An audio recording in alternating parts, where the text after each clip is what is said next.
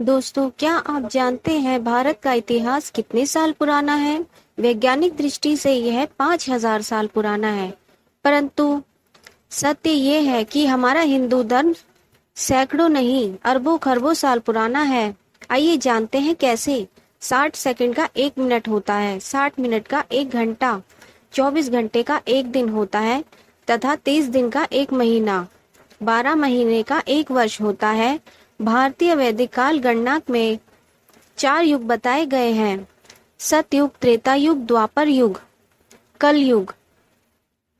17,28,000 वर्षों का एक सतयुग होता है, 12,96,000 वर्षों का एक त्रेता युग तथा 8,64,000 वर्षों का एक द्वापर युग होता है और 4,32,000 वर्षों का एक कलयुग होता है तथा इन चारों युगों के समूह को महायुग या चतुर्युग भी कहते हैं।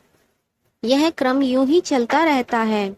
एक महायुग की आयु 43,20,000 वर्ष की होती है। 71 महायुगों का एक मनवंतर होता है तथा 14 मनवंतरों का एक कल्प गिना जाता है। एक कल्प मतलब 4 अरब 32 करोड़ मानव वर्ष। हमारी पृथ्वी पर एक कल्प बीते तो ब्रह्मा का एक दिन बीतता है और 360 कल्प बीतने पर ब्रह्मा जी का एक वर्ष बीतता है। 36,000 कल्प बीतने पर ब्रह्मा जी की आयु संपूर्ण होती है तथा उनके स्थान पर नए ब्रह्मा जी आते हैं। 55 पदम 98 मील 72 खरब मानव वर्ष व्यतीत हो जाते हैं। जब पृथ्वी पर इतने वर्ष व्यतीत हो जाते हैं तब ब्रह्मा जी की आयु संपूर्ण हो जाती है तथा उनके स्थान पर नए ब्रह्मा जी आते हैं। 71 महायुगों में से 27 महायुग बीत चुके हैं। 28वें महायुग के 3 युग सतयुग, त्रेता युग और द्वापर युग बीत चुके हैं। कलयुग को भी 5,121 वर्ष बीत चुके हैं।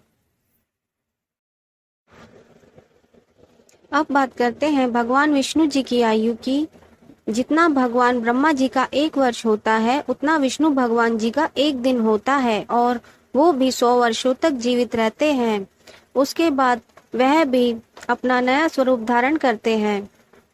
भगवान शिव जी के मुख से विस्तार रूप से श्वास निकलता है और जब तक निकलता रहता है तब जब तक वह शक्ति को पुनः प्राप्त ना कर ले। इस गणना के आधार पर यह स्पष्ट रूप से पता चलता है कि हिंदू धर्म वास्तव में कितना पुराना है, अरबों खरबों से भी अधिक पुराना। यूं ही हिंदू धर्म को सनातन धर्म नहीं कहते हैं। आपको ऐसी रोचक जानकारियां मिलती रहे इसके लिए हमारे बेल आइकन को प्रेस करना ना भूलें। धन्यवाद।